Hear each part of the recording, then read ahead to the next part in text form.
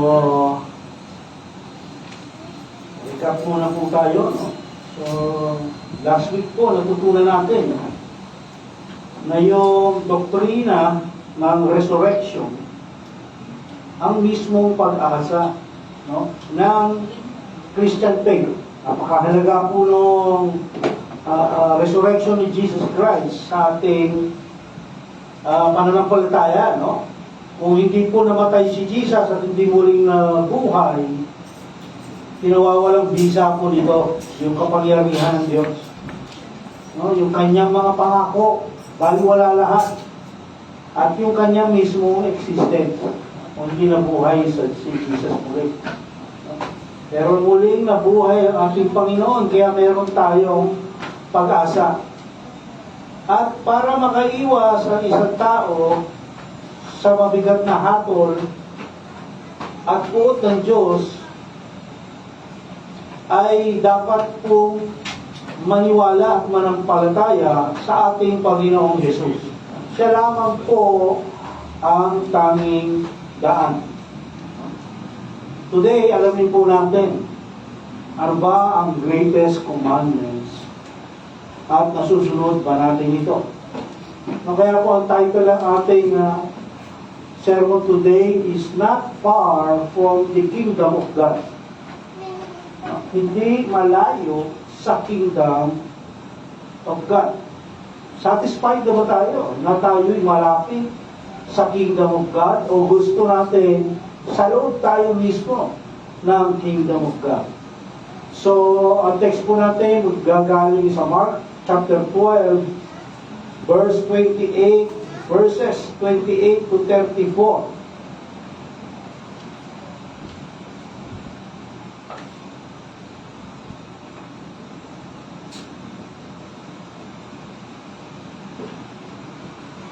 Okay, so ito po yung sabi sa verse 28. Sabi niya, "And when one of the scribes came and heard them arguing, he recognized that he had answered them well, and asked him, 'What commandment is the foremost of all?'" So matatandaan natin yung last week natin, yung sermon natin last week, yung pangyayari doon, yung eksena, ka-argumento ni Jesus yung mga Saduceo, yung mga tao, yung mga religious leader na hindi naniniwala sa resurrection. So sabi dito, merong iskriba, no? Tandaan po natin, this is still Tuesday ng Holy Week, no? Kaya nga sabi ko, Tuesday and Wednesday ng Holy Week, napakarami pong pangyayaring mababasa natin sa Scripture. So merong isang iskriba, no, nakarinig ng pag-uusap ni Jesus at ng mga Saduceo. Nadinig niya mahusay ang pagkakasagot ni Jesus sa mga itinanong ng mga Saduceo. So, ano natin, no, iba-ibang klase religious leaders yung humaharap kay Jesus. Na kung babalikan natin, yung mga Pariseo, yung unang humarap sa kanya, and then yung mga Saduceo, kasama yung mga Herodians, no? And then, ngayon mga iskriba, no? Kumbaga lahat ng political party sa panahon nila ay talagang nagsubok na pabagsakin si Jesus, no? Ngayon, sino ba ito? Makilala, alam na natin kung sino yung mga Pariseo, alam na natin kung sino yung mga Saduceo, alam natin kung sino yung mga Herodian. This time naman, mga iskriba naman. Sino ba itong mga iskriba na ito? Or scribe? No? Sino ba yan sila? Bakit nila nasabing legit yung sagot ni Jesus sa mga Saduceo? Sila yung mga law expert. No, sa panahon natin, itong mga iskriba, ito yung mga lawyers, mga abogado. No? Sila yung mga law experts. Alam nila yung kautusan. No, expert sila sa kautusan. Mga ang trabaho nila, mga kabihis, and recorder sila. Kaya nga, escriba, from the word scribe, no? Scribble, sulat, no? So, sila, inuupahan niya ng mga Pariseo at saka ng mga Saduseo at ng ibang mga tao para ayusin o magbigay ng suggestion sa mga usapin tungkol sa kautusan. No, kasi mga law expert sila. Sila yung mga lawyer o abogado sa panahon natin. Okay, so yun yung mga eskriba. No?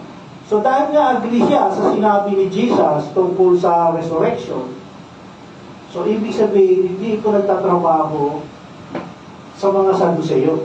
Hindi yan pinapunta ng mga Saduseo. Kasi yung mga Saduseo, hindi sila naniniwala sa resurrection. So hindi ito Saduseo. Hindi siya nagtatrabaho sa mga Saduseo. Isa ito Pariseo. No? Para natin nalaman na isa sa Pariseo. Gagamit ngayon tayo ng parallel. No? Saan tayo nagpa-parallel? Sa ibang mga gospel. Anong tawag natin doon? Ha? Synoptic, no? So parallel tayo sa Matthew chapter 22 verse 34 and 35. Ibig sabihin, tignan natin yung same story sa Matthew chapter 22. No? Yung kung paano ang pagkakakwento ni Matthew.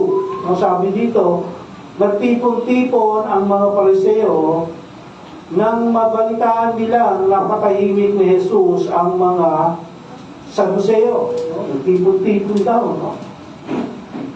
Verse 35, isa sa kanila, so ibig sabihin, Pariseo, nadalubhasa sa kautosang Hudyo, skriba, ang nagtanong kay Jesus upang subukin ito. So, ibig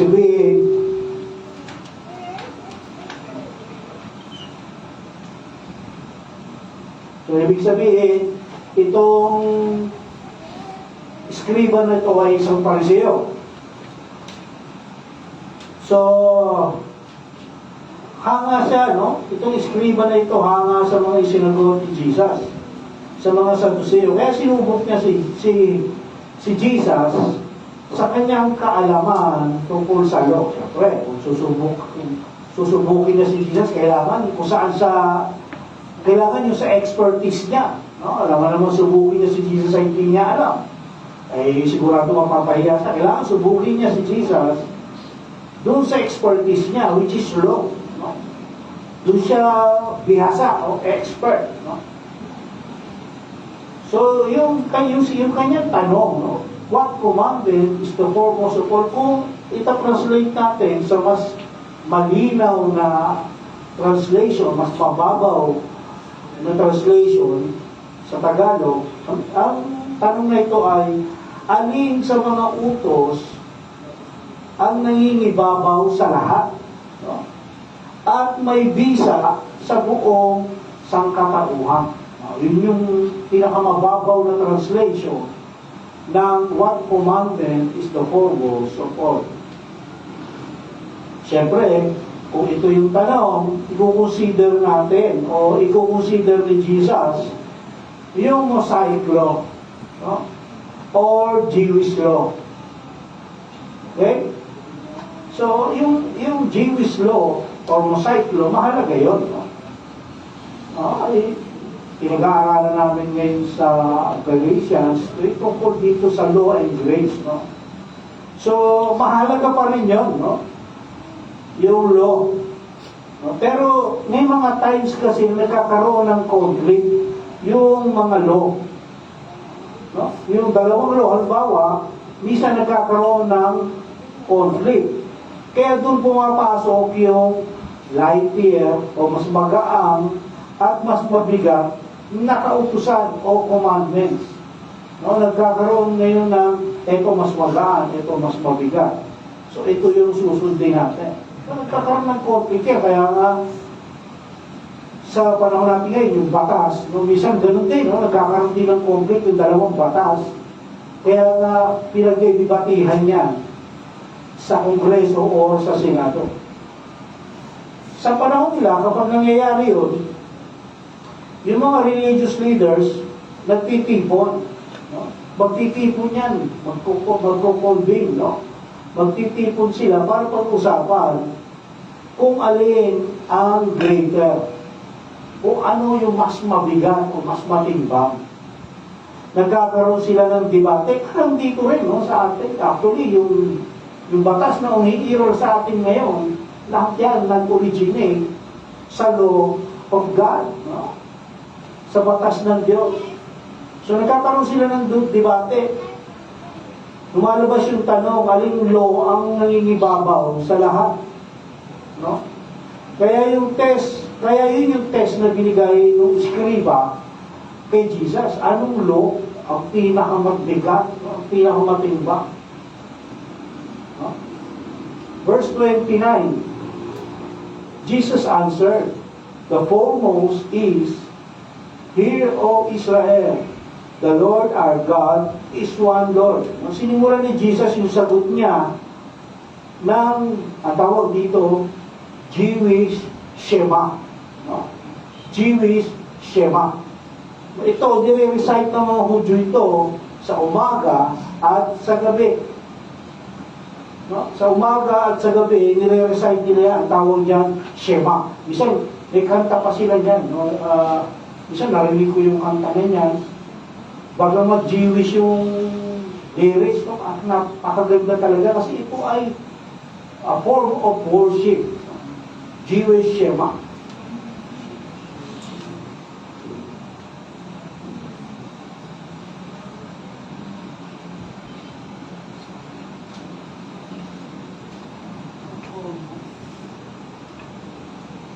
Okay, matatagpuan po natin yan sa Deuteronomy chapter 6, verse 4 and 5. No?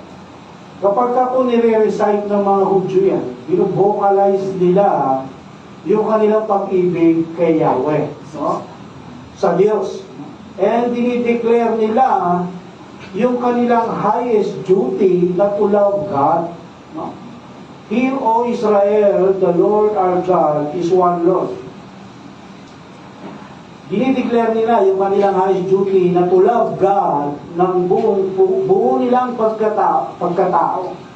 Actually, itong nasa verse 29, ito ay preamble or pambungad. Simula nung theological truth na there is only one God. No? Tayo naniniwala rito. Ang tawag dito, monotheism. No? That there is only one God. No? Sabi nung verse, Hear, O Israel, the Lord our God is one Lord. Iisa lang ang Diyos, no? So pinatitibay nito yung devotion ng tao at pagmamahal niya na hindi dapat nahahati. No? Because we have only one God, dapat isang Diyos lang ang ating mamahalin. No? Ito yung first commandment dun sa 10 commandments. Siya yung unang-una. No? Thou shalt not have any other gods before me. No? Sabi ganyan, thou shalt not have other gods. Kasi nga, we have only one God. No?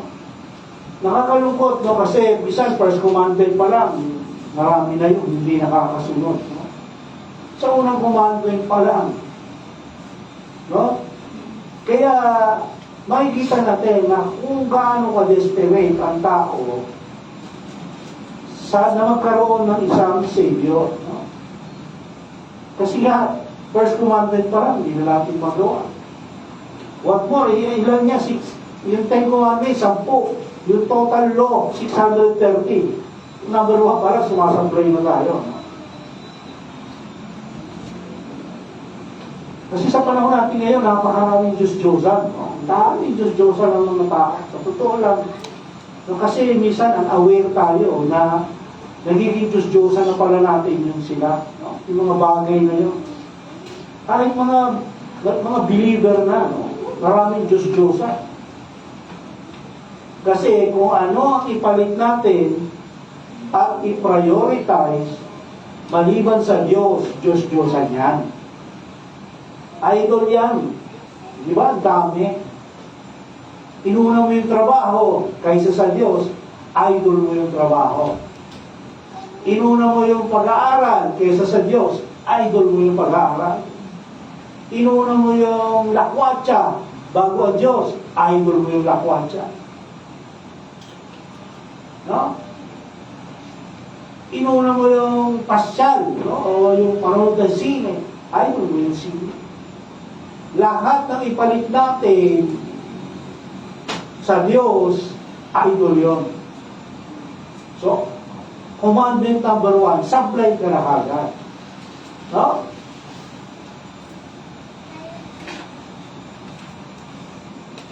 Verse 13, no? And you shall love the Lord your God. Ito mabigat, no? And you shall love the Lord your God with all your heart, with all your soul, and with all your mind, with all your strength. Ah, bigat, no? Sinasabi ni Jesus, paano ba natin iibigin? Kasi madalas natin sinasabi, Lord, I love you. Yung kinakanta natin, I love you, Lord. No? Sinasabi natin, mahal natin ang Diyos. Ngayon sinasabi ni Jesus, paano bang mahalin ang Diyos? No? Paano natin iibigin ang Diyos? Paano ito isa sa pamuhay? No? Timayin natin to unang-una. Sabi ni Jesus, you shall love the Lord your God with all your heart. No? With all your heart. Dapat yung ating pagmamahal nakasentro sa Diyos bilang pangunahing focus. No? Bilang pangunahing focus na higit pa sa ating pagmamahal sa ibang mga bagay. No? Sa trabaho, sa pag-aaral, sa pamilya, maging sa pamilya natin, no? Dapat mas mahal natin ang Diyos kaysa sa pamilya natin. No? Ano mang maaaring makaagaw ng ating atensyon, no?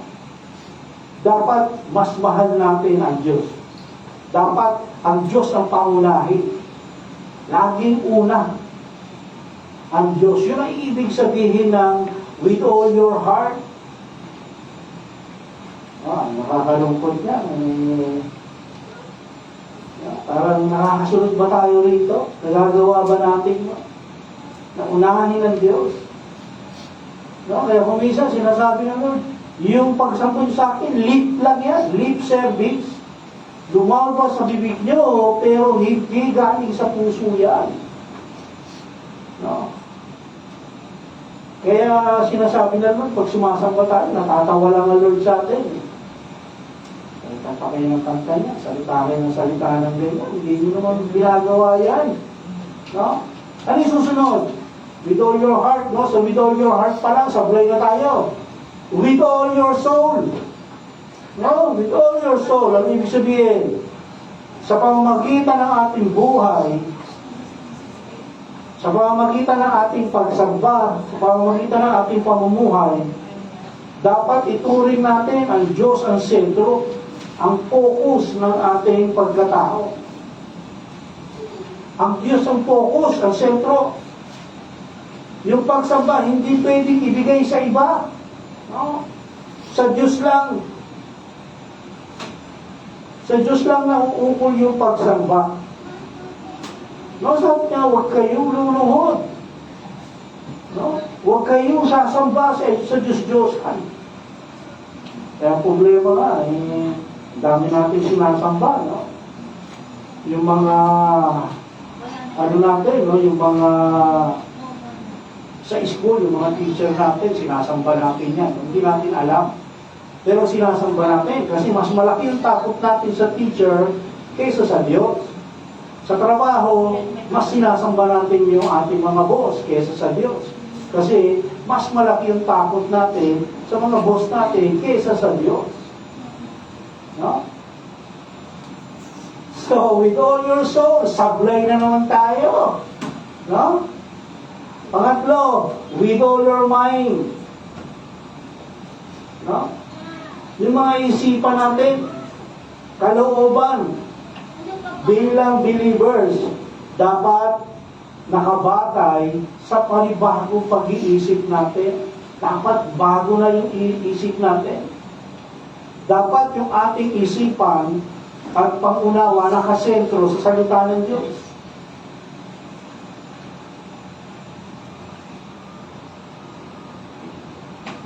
No? Yung isip, pangunawa, dapat nakasentro sa salita ng Diyos, hindi sa mundo na nakapaligid sa atin. No? Kaso kung minsan, yung ating isipan nakasentro sa mundo Kung ano yung i-offer ng mundo ito Mas gusto nating sikat tayo sa mundo kaysa sikat tayo sa Diyos No? Mas gusto nating malugod ang mundo kaysa malugod ang Diyos sa atin. No? Dapat yung salita ng Diyos ang gumagabay sa ating isip, sa ating kilos, sa ating paniniwala.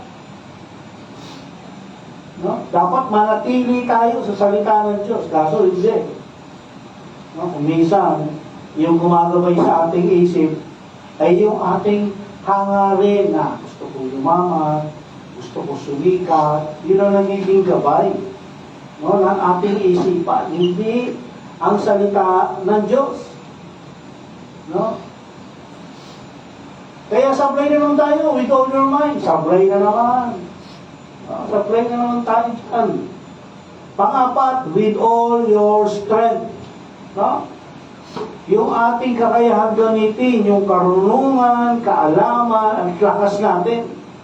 No? Para iwasan o malabanan yung kasalanan o mga pagsubok sa buhay natin. Yung strength, no? Yung ating lakas, dapat matagpuan sa ating pag-asa at pagtitiwala sa Diyos. No? Upang mapagtagumpayan natin yung mga pagsubok at hamon ng ating buhay. No? Yung kinakaharap natin. Kaya minsan, kanino natin iaasa no, pag may problema na tayo? Sino unang-una natin tinatawag? No, ang Diyos ba? Sa Kanya ba? Yung pag-asa ba natin nasa Diyos? No? Minsan hindi, no? Yung pag-asa natin nasa kaibigan mo mayor, nasa kaibigan mo barangay captain, no? Kapag may problema tayo, nasa kaibigan mong mayaman, pag may problema tayo, doon tayo sila yung unang-una natin na iisip. No? Hindi ang Diyos. No? Kaya, yung with all your heart, with all your soul, with all your mind, with all your strength, supply tayo lahat dito. No? So how can we love God? No? Sablay, hindi natin kaya to Verse 31. Anong sabi pa ni Jesus? The second is this. So nagbigay si Jesus ng pangalawa na napaka-importante. Na mahirap kasi pagdating sa huli, itong ka magsisisi. Wala na. Tapos na No, yung chance ibinibigay sa atin ng Lord, dapat tayo yung bubuhay. Pero pag nakamatayan natin yan, sorry na lang. No? Sabi, the second is this, you shall love your neighbor as yourself. No? Kasi, sablay ka doon, paano mo i-love ang neighbor mo kung hindi mo kayang i-love ang Diyos? No? There is no other commandment greater than this. No? Yung second command na ibinigay ni Jesus, nakakonekta sa Leviticus 19:18, connected yan sa first commandment. Konektado yung dalawa na yan. Love your God and love your neighbor. Na matatagpuan natin ito sa Leviticus chapter 19 verse 18. Anong sabi dito? Huwag kang maghihiganti o magtatanim ng galit sa iyong mga kababayan. Ibigin mo ang iyong kapwa gaya ng pag-ibig mo sa iyong sarili. Ako si Yahweh. No? Sabi pa, pila natin ito, analyze natin yung verse. Sabi, there is no other commandment, singular, no? Greater than this, plural. No? There is no other commandment, singular, greater than this, plural. Ibig sabihin, yung dalawang law na ito, love God and love thy neighbor, ito yung summary ng buong kautusan. Summary yan. Ilan yung kautusan natin? 613. 613. Okay? Yan yung law na binigay ng Diyos kay Moses. 613. No? Yung dalawa na yan, love God and love your neighbor, summary yan ng buong law. Tawag natin sa law na to, Royal Law. No? Tatanungin natin, bakit gano'n? Bakit kailangan pa ibigay yung 630? Dapat dalawa na lang ibinigay na law. Love your God, love your neighbor. Bakit pa binigay yung iba? 630. No? Kaya ibinigay yun to give clarity. No? Para mas klarado.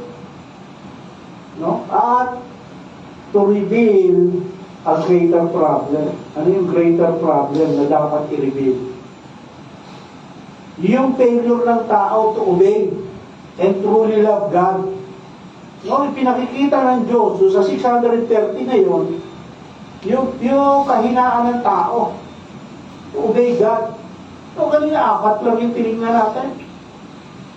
No? Nakita natin na wala kahit isa doon yung ating nasusunod. Lahat tayo fail doon. No? Kaya pinakita yung 613. Hinimay-himay ng Diyos yun. Ito, tingnan nyo. O, kaya nyo masundin niya.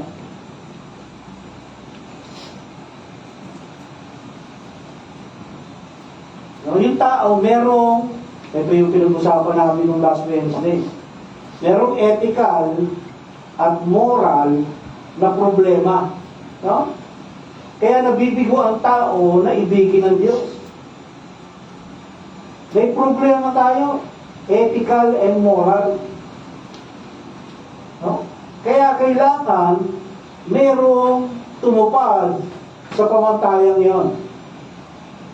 No, sa standard na yun, kailangan merong tumupad. Sino yun? No? Ang Panginoong Jesucristo lang, kaya siya nagkatawang tao. No? Kasi hindi natin kaya. No? Hindi natin kaya ibigin ng Diyos. Kaya nga, kung tutusin, lahat tayo ngayon dapat nasa impyerno na. Pero salamat sa Diyos dahil siya'y patient siya. No? Siya sa mga karakter niya, siya'y patient, loving, full of grace, merciful. No, kung wala yung mga attributes ng Diyos na yan, yung mga characters na yan, dapat nasa impyerno na tayo ngayon. Lahat. Tayo. No, sabi nga ng Romans, wala kahit isa. No? Ang mabigat doon, sa kabila ng patience, ng grace, ng love, mercy, kung ano-ano yung sufferings, pinakikita ng Diyos sa atin, tayo ang ginaganti natin, no? Nakakalungkot talaga, no? Ginaganti natin, parang hindi natin siya, binabaliwala lang natin siya. Okay lang yan si Lord. Diyan lang yan, magpapatawad naman yan. No? Saka na yan si Lord, unahin ko muna itong gusto kong gawin. Magpapatawad naman yan. Mauunawaan, ayun ang mabigat, no? Lagi ko nadidinig din, mauunawaan naman ni Lord yan. No? Mauunawaan naman ni Lord. Yung ating disobedience, ginajustify natin na ang Lord ay maunawain. Pero lahat yan mayroong consequence. Okay, verse 32. And the scribe said to him, Right, teacher, you have truly stated that he is one, no? And there is no one else besides him. No, nung marinig ng iskriba yung sagot ni Jesus, kinomplement niya si Jesus. Yung compliment nitong iskriba na to, tunay, no? Tunay yan, hindi yan sarcasm, ha? Tunay at sincere. No? Talagang, sabi niya, totoo yung sinabi mo. Kasi nga, dalubhasa sa luto eh. Ang tanong, nakapasa ba sa test ng scribe si Jesus? Ito ba talaga yung intention ng test ng scriba? No? Yan ba talaga? Ano ba talaga yung intention? No? Ano yung intention ng scriba? Sabi ni Jesus, there is only one God. No? There is no one else besides Him. Ano gusto palabasin ng scriba? Inaantay ng scriba na sabihin ni Jesus na Diyos siya. Paano mo sasabihin Diyos ka? Ang sabi natin, isa lang ang Diyos. No, doon niya tinatrap si Jesus. Iisa lang Diyos, sabi mo, ikaw, kinonfirm mo yan, tapos sasabihin mo, Diyos ka.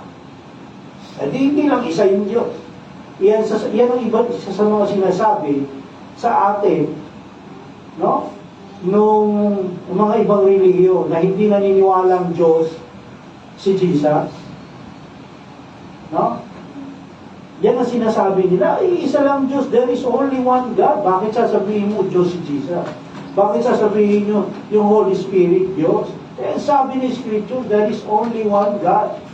No, kasi hindi nila alam yung doctrine of Trinity. There is one God, totoo yun. No, but that God have three personality. No, so hindi natin pag-uusapan yung doctrine of Trinity ngayon. No? So yun yung gustong ipang-trap nung scriba kay Jesus. No, hindi ka pwede mag-claim ngayon na you are God. Kasi ikaw na mismo nagsabi, there is only one God. No, yun ang gustong patunayan ng scriba. Verse 33, sabi pa ng scriba, and to love Him with all the heart, and with all the understanding, and with all the strength, and to love one's neighbor as himself, is much more, dinagdagan ng scriba, ito yung dinagdag niya, is much more than all burnt offerings and sacrifices. So, sa kabila na gusto niyang i-trap nung scriba si Jesus, nagpakita yung scriba ng level of spiritual insight. No? Kasi dinagdagan niya, no? Sabi niya, is much more than all burnt offerings and sacrifices. Tama ito. Sinabi niya na yan. Tama yan. No? Yung spiritual insight na yan, hindi natin nakita sa mga ibang religious leaders na nagkompronta kay Jesus. No? Doon sa mga Pariseo, doon sa mga Saduseo, hindi natin yan nakita. No?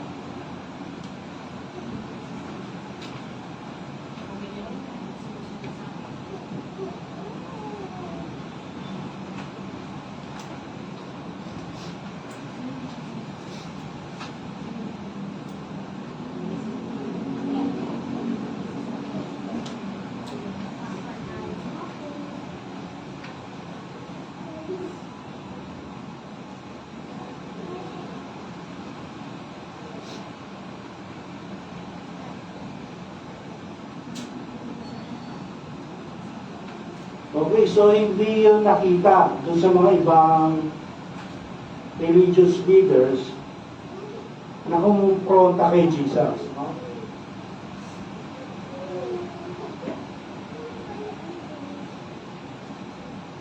Sabi ni scriba, yung complete obedience and submission ay better than burnt offerings and sacrifices. No? Ibig sabihin,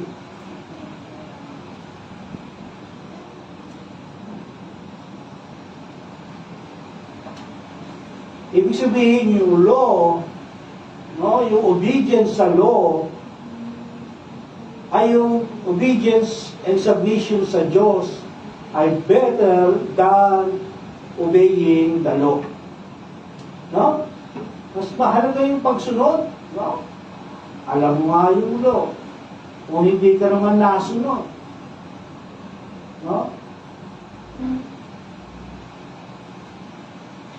Mas mahalaga yung pagsunod at pagsubmit sa Diyos kaysa sa mga tradisyon na ginagawa nila, no? Yung burnt offering, sacrifices. No? So, napakahalaga, no? ng pagkaunawang ito. No? Kasi tama yung pagkaunawa ng Eskrito. Kaya, ano sabi ni Jesus sa verse 34? And when Jesus saw that he had answered thoughtfully, he said to him, no? You are not far from the kingdom of God. No? Yan yung title ng ating sermon. No? After that, no one would dare to ask him any more questions. No? Sabi, he had answered thoughtfully. No? Sa ibang translation, intelligently. No? Sa NASB, sabi, LSB kasi ito gamit ko. Sa NASB, ang sabi, intelligently. No? Ibig sabihin, sumagot yung Eskriba nang may wisdom and understanding. No? Na mayroong nireveal ang Diyos sa Eskribang ito na hindi naunawaan ng mga ibang religious leaders na naunang nagtanong kay Jesus. Na unti-unti nang nabubuksan yung spiritual eyes ng Eskribang ito at nauunawaan niya na yung Scripture na magdadala sa kanya sa pagkakilala niya kung sino talaga si Jesus. No? Kasi kung minsan kaya hindi natin maintindihan yung Scripture kasi yung spiritual eyes natin sarado. No? Kaya kailangan talaga mabuksan yun. Hindi natin makikilala si Jesus kung sino talaga si Jesus kung sarado ang ating spiritual eyes.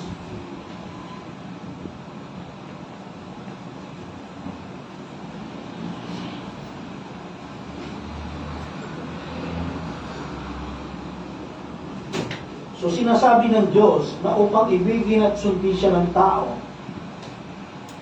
no? Kinakailangan ng holiness at perfection.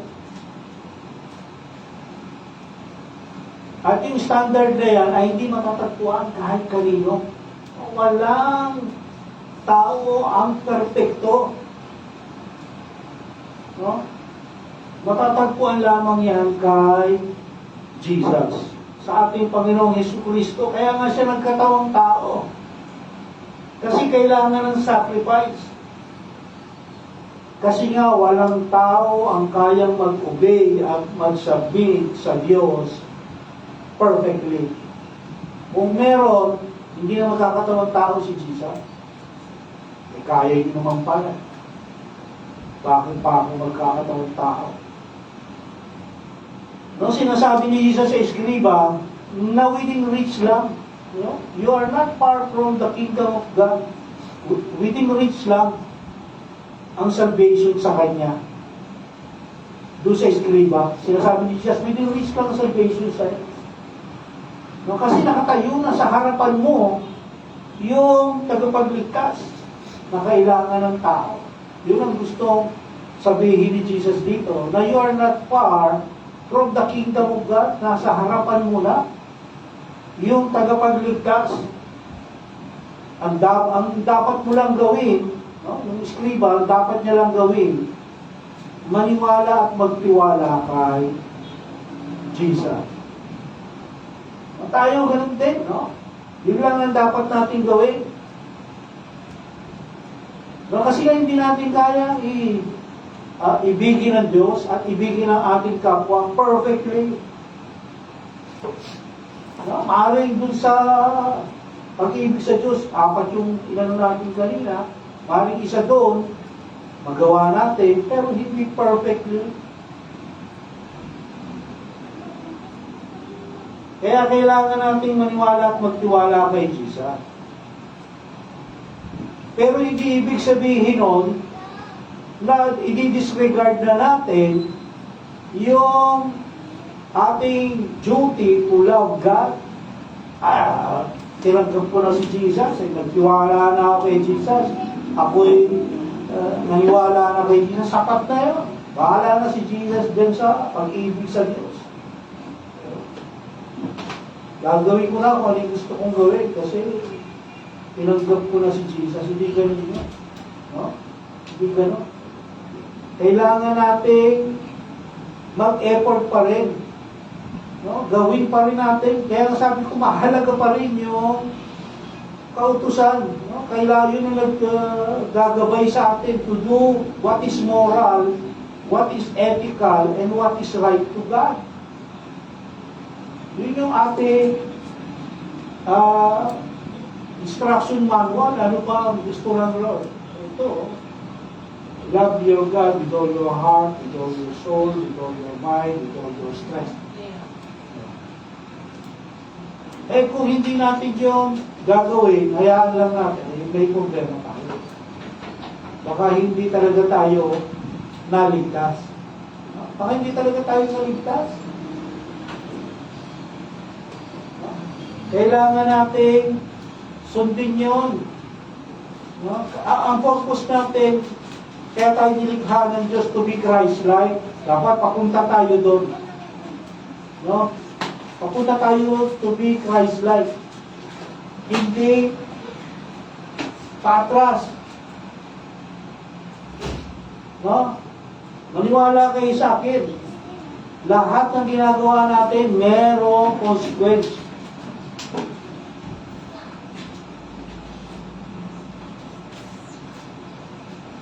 At yung pag-ibig ng Diyos, no, marami nagsasabi, God's love is unconditional. Unconditional yung pag-ibig ng Diyos. Hindi unconditional ang pag-ibig ng Diyos. Kapag gumawa tayo ng masama, nang hindi naaayon sa kanyang kalooban, kailangan natin pagbayaran yun. No? Huwag tayong maniniwala sa mga nagtuturo na God's love is unconditional love. Yung salvation, ang unconditional. Pero yung love ng Diyos may condition. Gumawa ka ng masama, consequence, masama. Or pangit. No? Gumawa ka ng mabuti, ang consequence, mabuti. No? Sa ating pagtatapos,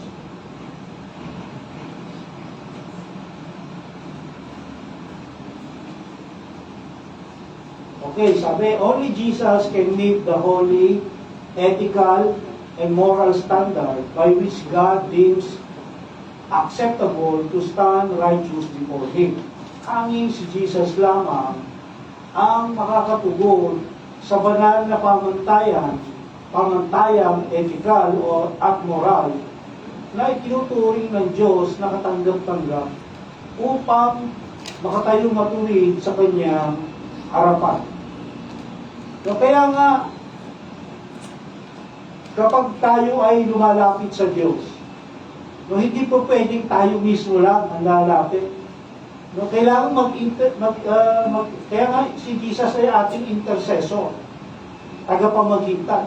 Kailangan mamagitan si Jesus. Kasi kapag tayo lang, wala si Jesus, makikita ng Diyos yung ating kasalanan. No? Pero kapag nandun si Jesus, dahil siya yung makamit, no? Siya yung nakatugon sa standard ng pagiging righteous sa harapan ng Diyos, kapag siya yung nag-intercessor sa atin, na magitan, siya yung nakikita ng Diyos. No? Hindi tayo. Kaya nakakalapit tayo sa Diyos.